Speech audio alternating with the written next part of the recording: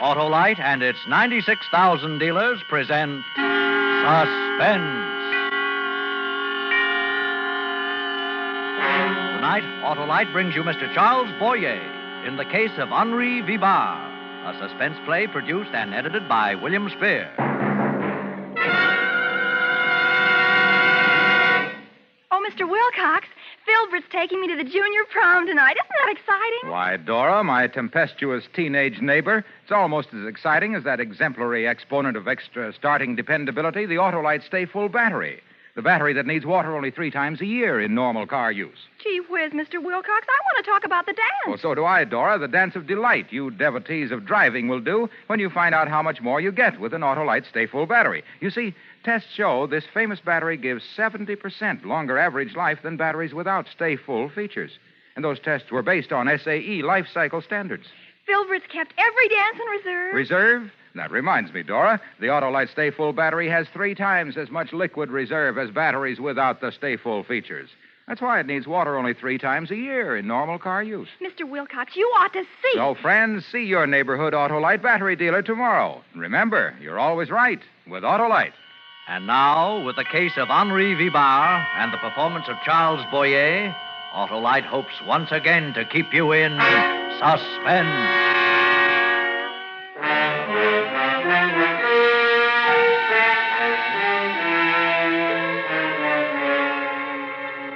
I watched the taxicab enter the gate and roll slowly up the driveway toward the entrance.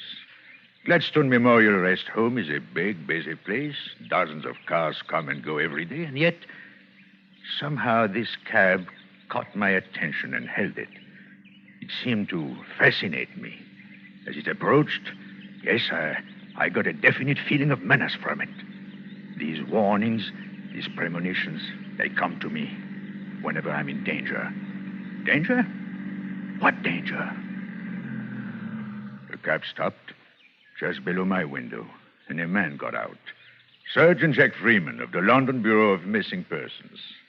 He came here often, checking on new arrivals. Nothing to fear from Freeman. He's just a big, good-natured moron.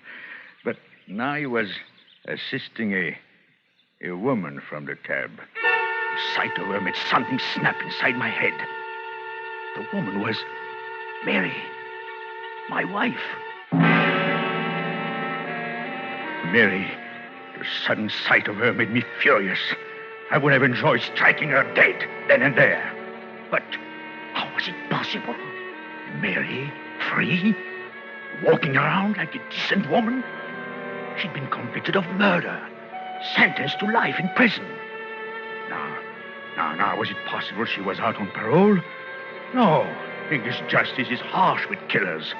And Mary's crime had been cold-blooded murder. Suddenly I understood. Mary was being brought here to Gladstone Rest Home to identify me. Such simple people. Trap Henri Vibard. It was amusing. I might have a few unpleasant moments, but that would be all. I would make a fool of her. I'd always made a fool of her. I remained by the window for some time, planning just what to say and how to act. After a while, there was a knock on the door. Oh, this would be Dr. Sampson, the chap who runs this place. Nice fellow, Sampson. Not too smart, but... Come in. Good afternoon, Monsieur Leclerc. Oh, Dr. Sampson, come in. You have a visitor. Sergeant Freeman again. He'd like another chat with you in my office. Oh, Freeman, the bloodhound. Tell me truly, Doctor, does he ever find any of the people he looks for? Oh, indeed he does. Hundreds of them every year. Well, he has failed utterly in my case. With you, monsieur, he has a good excuse.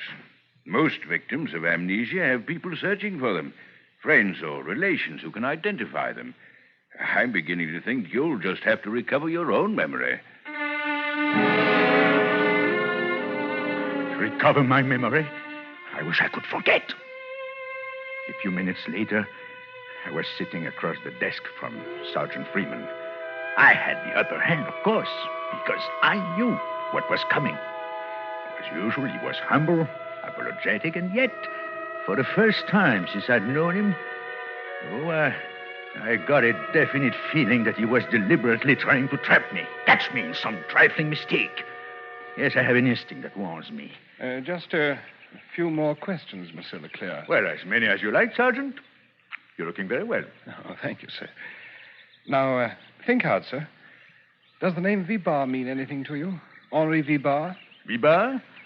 Vibard. No, I can't say it does. How about Falmouth? Ever spend a summer at Falmouth down in Cornwall? Never heard of the place, Sergeant. Very well. How about the name Willard, an American, retired sea captain? Sickly old fellow in a wheelchair. Oh, tell me more about him, Sergeant. Well, sir, unless we're wrong again, you married his daughter. Oh, a wife and a father-in-law. You're very generous, Sergeant. Did you bring them along? Captain Willard was an invalid. He committed suicide. Felt he stood in the way of his daughter's happiness. Left a bit of money, though, about 10,000 pounds. I could hardly keep from laughing at Freeman. He went on telling how Mary and her father came to England on a visit, how I met her at Falmouth, how her father objected to our romance. Freeman had most of the facts straight, except that Captain Willard did not commit suicide. No, I arranged that little matter. It was quite easy. He suffered from a bad heart condition, took strychnine for it, so I managed to contrive an overdose for him. I put it in his pot of tea. He had bitter tea, I imagine, but then he liked it strong. When Mary and I returned from the beach, he was dead. But he didn't leave 10,000 pounds, more like 5,000. Freeman went on with the story, on and on. I'm completely wrong. You and Mary Willard were married, settled up Captain Willard's estate, which was practically all cash, then went up to London to live. Now, Monsieur Leclerc, does none of that strike a familiar note? You seem to think it should. Why, Sergeant Freeman?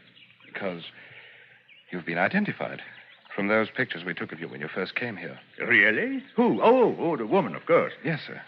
Mrs. Vibard says you are her husband. Well, she probably discovered that I have money, and... How? How could she possibly know that, sir? Well, you could have told her, Sergeant Freeman. Innocently, of course. It's no secret. Oh, I don't mind, but it makes me a perfect target for designing women. One moment, Monsieur Leclerc. Let's talk about your money for a while. Doesn't it strike you as strange that a man could walk into this rest home, as you did 3 years ago, carrying $200,000 in American money? Why, of course it's strange. Suppose you had committed a crime. Wouldn't it have been a perfect way to elude the police? Yes, but if I were a criminal, you would have my fingerprints. You said so yourself 3 years ago. Remember? You came here carrying nothing but money. No extra clothing, no papers, nothing by which you could be identified. Now, Sergeant, what sort of crime are we discussing? Murder? It would have to be murder. You detectives. And who did I kill? Well, to be honest about it, we don't know. Oh, just anyone. To be this woman's husband, I must have murdered somebody. Well, that makes her very attractive, I'm sure. Tell me, did she help me with a job? She was tried for the murder, convicted, and sentenced to spend the rest of her life in prison. Would you care to hear about it? Well, not particularly, but it's part of your job, and we've rather taken over Dr. Sampson's office. That's quite all right. I find this very interesting. Well, it's not interesting to me, because Freeman had the story all wrong. He just knew Mary's side of it, and there was so much she didn't know. We buried the old man, got married, collected the old man's insurance, then went up to London to live. It was very nice for a few months, but the money didn't last long. Very soon I was broke. Nasty feeling, being broke. Makes me nervous, uncertain of myself. Fortunately, just as things were getting really bad, I met an American friend, a chap I had met in New York a few years before, named Nate Blackburn. He had a lot of American bonds, hot bonds he called them, but he didn't know how to dispose of them. It was a simple matter for me with my connections on the continent. Blackburn stipulated one thing. He wanted to be paid in American dollars. That delayed matters for a few days, and finally, when I received the money, I decided not to share it with Blackburn. So Instead of keeping my appointment with him, I went to my hotel, sent Mary out on a fool's errand, and packed my grips for a quick disappearance. I'm very clever at quick disappearances. I was all packed, ready to leave, when there was a knock on the door. That startled me. Nate Blackburn didn't know where I was living, and Mary couldn't get home for an hour. Who could it be? Again the knock. My nerves steadied down. They never fail me in a tight spot. Hello? What is it? Sergeant Randall, Scotland Yard. Well, what do you want? Some information, that's all, sir. Did you attend the Palladium last night with a man named Nate Blackburn? Why, yes. Yes, I did. What about it? We're trying to find Mr. Blackburn. Do you have his address? Now, look here. I'm trying to catch a train. I know very little about Nate Blackburn, except that he is a thoroughly respectable businessman. You've been misled, Mr. Vibard. Nate Blackburn's a bad one. Tell me, did he talk to you about bonds? Bonds? What sort of bonds? Stolen bonds, Mr. Vibard. They're part of an American post office robbery during which 2 policemen were killed. Well, only today we traced the bonds to Nate Blackburn. But he seems to have disappeared. No, this is too silly. Please, clear out. See me some other day. Oh, too bad, sir. I can't. We must get Nate Blackburn's address. Well, suppose I say I don't know it. Oh, I can't accept that, Mr. Vibard. Perhaps you better come along with me to the yard. If you can convince Captain Nichols... Now, one moment, please. Blackburn did give me his address. Well, if I remember it and give it to you, will you go away and stop bothering me? Mr. Vibard, I asked you a simple question. All I want is an honest answer. All right. I'll give it to you. Blackburn lives at the Afton Hotel, Suite 618. You dirty, rotten, scurvy rat. No. I mean it. He's probably there right now. Here, I'll get him on the telephone. Never mind the phone. Of course he's there. Waiting for you to show up with our money. Where is it? What became of your English accent? Come up with that dough and quick. Well, I don't have it. I put the money in the mail. I've been tailing you all day. I saw you sell the stuff an hour ago. Come on, Vibard. I want the money. That gun doesn't frighten me. You wouldn't dare kill me. No, but I can put a couple of slugs in your legs. How about that? Want to be a cripple the rest of your life? No, wait. Wait. I intended to deliver the money to Nate personally, but, well, since he doesn't trust me... Now, please, put that gun away. There, that's better. I have an aversion to firearms. Where's the money? There, in that grape on the table. Huh? The small one. Good. Old bills. Not in sequence. Can't see any marks. Drop that money. Huh? Hey, what's that thing? A gun? Put that money on the table. Let's see that gadget. Stand still. Don't move. Don't tell me it shoots real bullets. Stop. Stay where you are. Stay away from me. Give me that thing. Stop, I said. I'll shoot. Come on, hand it over. No. You jerk. You silly... He fell dead right at my feet.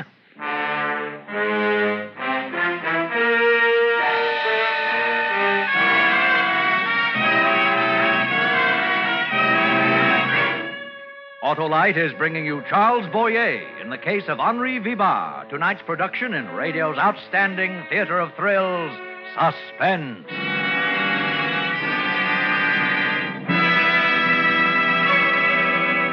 Hey, Dora, what's the matter? You look blue. Filbert just called. His car wouldn't start because the battery's dry, and now we can't go to the dance. Dry your eyes, my pretty neighbor. I'll lend Filbert my car. Oh, gee, thanks, Mr. Wilcox. You're wonderful. Oh, not half as wonderful as the Autolite Stay Full battery, the battery that needs water only 3 times a year in normal car use. If Filbert knew that, he wouldn't be stuck. Oh, now, don't be hard on poor Filbert. He just hasn't heard that the Autolite Stay Full battery has a fiberglass retaining mat, protecting every positive plate to keep the power-producing material in place for longer battery life.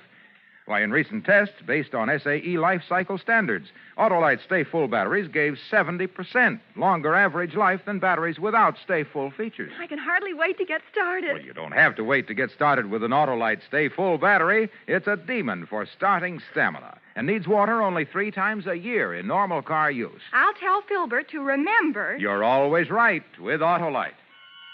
And now, Autolite brings back to our Hollywood soundstage our star, Charles Boyer, in the case of Henri Vibard, a tale well calculated to keep you in suspense. It's a terrible thing to to kill a man like that. To see him go limp and pitch forward on his face. Just the memory of it made me sick. I must have betrayed my feelings because Sergeant Freeman stopped whatever he was saying. Anything wrong, sir? Oh, pardon me, Sergeant Freeman. My mind strayed for a moment from what you were saying. But you look ill, monsieur. What? Are you sure you feel all Oh, right? I'm quite all right, Dr. Sampson. Sergeant Freeman, please continue with your story. I found it quite interesting. Oh, thank you, sir.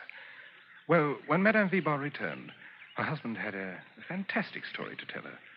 Only a woman in love could have believed such an impossible. Fantastic tale. There you have an example of Sergeant Freeman's intelligence. Fantastic? It was a masterpiece. Far above anything his meager brain could understand. I think I told you how my mind works best in a crisis.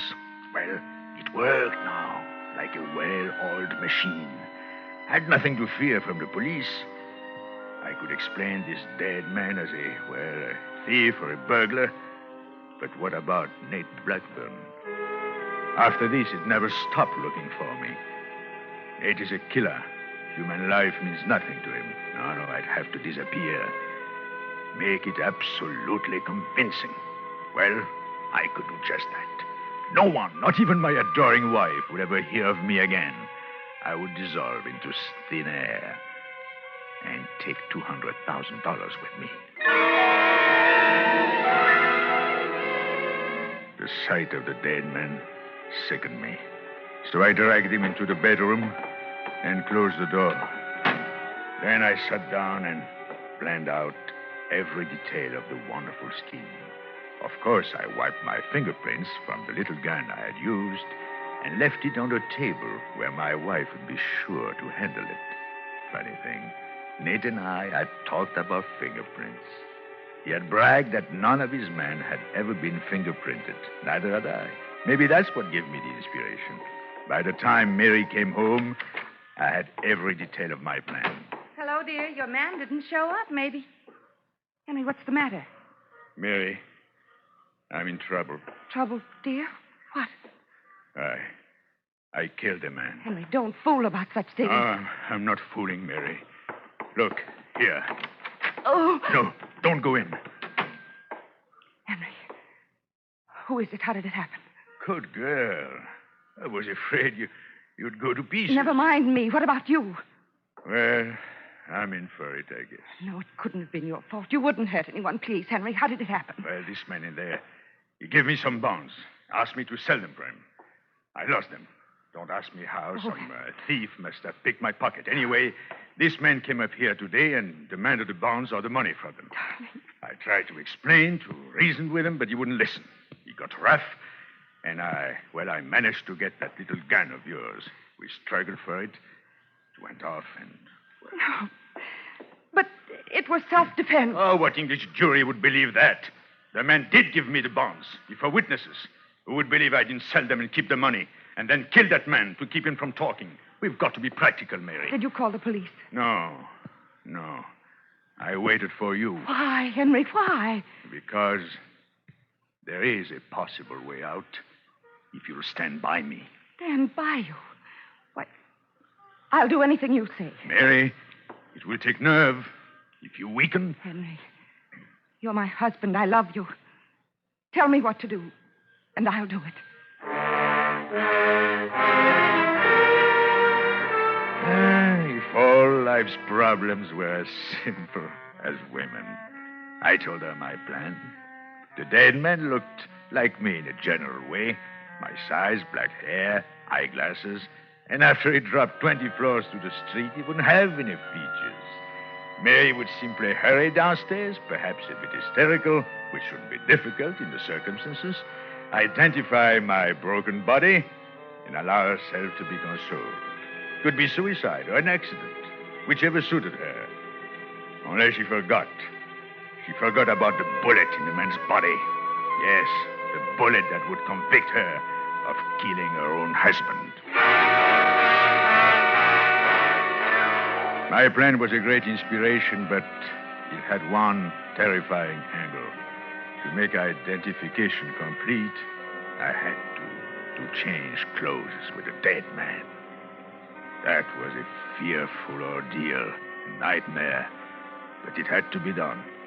It was almost too much for me, but I think I told you, I'm equal to anything if I put my mind to it.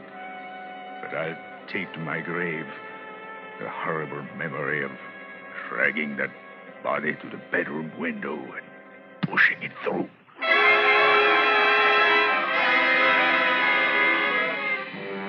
I walked down the back stairs, 20 flights of them. I saw the crowd in the street around the body.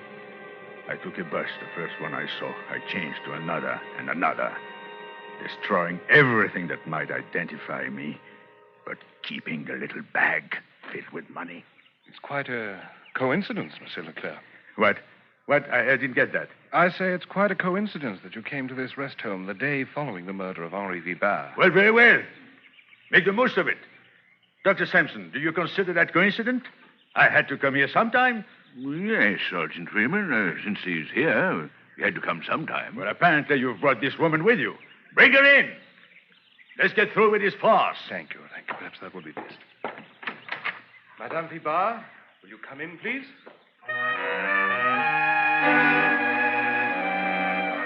The big moment. And I wasn't even excited. I'm like that. Little things may bother me, but big things, really important things, and my nerves are like steel. Mary walked into the room. I looked at her without a flicker of an eye. She was a changed girl now, so different from the girl I married. Prison does that, I suppose. She was looking at me. Our eyes met and held. For a moment, there seemed a shadow of doubt in her face. Then she took a step toward me. Hello, Henry. Now, young woman, please. Don't try to involve me in your troubles. I have plenty of my own. Henry, it won't do. You can't get away with it. Now, Dr. Sampson, this woman is either crooked or crazy. Let's take this calmly. Madame Vibard, you're positive this man is your husband? Oh, yes. This is Henri Vibard. He pronounces it Henri. Never mind the pronunciation. Is he the man? Yes, sir. He's changed a little. It's only 3 years. He looks older. His hair has turned gray, and he isn't wearing his glasses, but he's the same man. Glasses? One moment, please. I never wore glasses in my life. My vision is perfect. Monsieur Leclerc, that is your name. Suppose you try to read this newspaper without glasses. Oh, no. Look, I'm in no mood to give demonstrations just to please. There, you see, he doesn't dare. Make him try. Can't read a word, I tell you, not a word. Monsieur Leclerc, it might be expedient. It would certainly settle the issue once and for all. Oh, very well, Doctor. Since you suggest it. Give me the paper. I pretended to be nervous, just to give them a thrill. Then I opened the paper to the want ads and read them off glibly. The small print. Glasses? I've got eyes like a hawk. Mary didn't know that because the summer I met her, I was avoiding the police, and part of my disguise included glasses and touching up my prematurely gray hair. I never told Mary. I didn't know how far I could trust her. When I finished reading the paper, Mary just stared at me, unable to believe the evidence of her own eyes. Silence for a moment, then... I'm sorry, sir. Well, perhaps this young woman can think up some other difficult trick she'd like me to perform. Trick? It was a trick. He can't read. Madame Vibard. We've had quite enough. No, this is my husband. He's fooled you. That's all that paper. It's a trick. Of course, a trick. I did it with mirrors. Young woman, you're not clever. You've got plenty of nerve, all right, but you're not clever. No. Why didn't you say I have a mole on my right shoulder, a small scar on my hip, and very flat feet? Almost anyone could have told you these things. I use a swimming pool every day. Sergeant Freeman, I can't applaud your part in this. For 3 years, I've done my best to help you. Because I thought you were trying to help me regain my memory and take my rightful place in society. But I must tell you, sir, I no longer feel that way. Not after you try to connect me with this jailbird. Jailbird. That's right. Henry, I'm a jailbird, and I deserve to be. I helped you, and that was wrong. But don't think you're safe. I'll rot and die in prison, but you won't know about it. You'll be dead. For heaven's sake, take this woman away. Yes, Sergeant. Come along, Madame Vibard. No! Let me tell him something. Have you forgotten Nate Blackburn, Henry? Well, he hasn't forgotten you.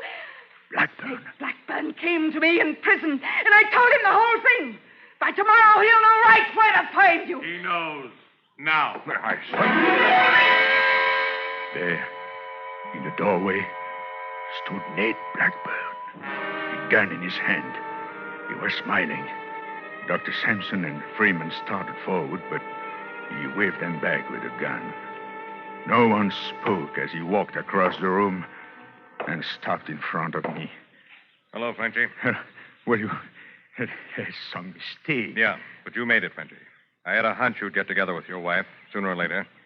I spent a lot of time and money keeping an eye on her. Look here, my man, put away that gun. That sort of thing doesn't go in this country. You're right, Copper, I know. Only this is a special occasion. You won't get a mile away. I know that, too. No, Blackburn, I'll give you the money. What money? Will that bring back Jack Randall? Will it put this girl back in circulation? Nate, listen to me. I can explain if you let me. It wasn't like you think at all. Nate, we used to be pals. Remember? New York, San Francisco, Paris. We had lots of fun. I bail you out in Rio. I'll make good, Nate. I swear I will. Only... No, don't. I can square it. So,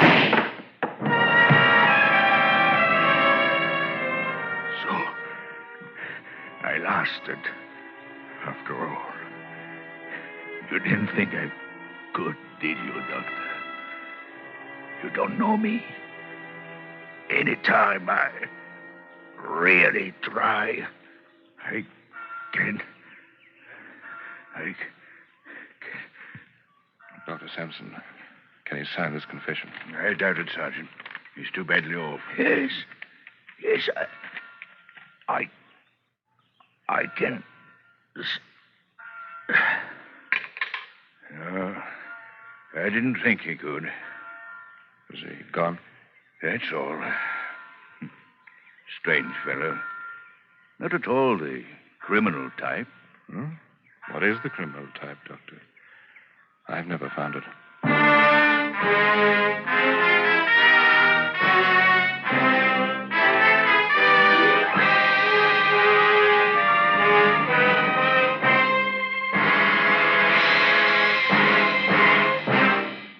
Suspense, presented by Autolite. Tonight's star, Mr. Charles Boyer.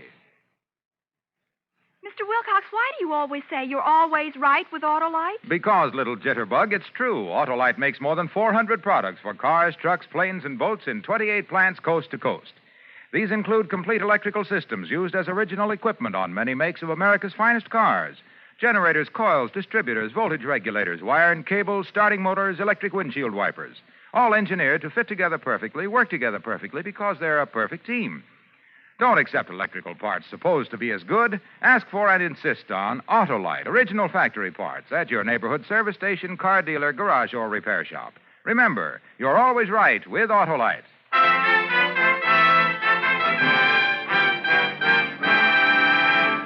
Next Thursday for Suspense, our star will be Mr. Broderick Crawford. The play is called Deadline, and it is, as we say, A tale well calculated to keep you in suspense. Tonight's Suspense play was produced and edited by William Spear and directed by Norman MacDonald. Music for Suspense is composed by Lucien Moravec and conducted by Lud Gluskin. The Case of Henri Vibard is an original play written for radio by Bradbury Foote. Charles Boyer may soon be seen in the Douglas Sirk production, The First Legion. You can buy Autolite Stay-Full batteries, Autolite standard or resistor spark plugs, Autolite electrical parts at your neighborhood Autolite dealers. Switch to Autolite. Good night. This is CBS, the Columbia Broadcasting System.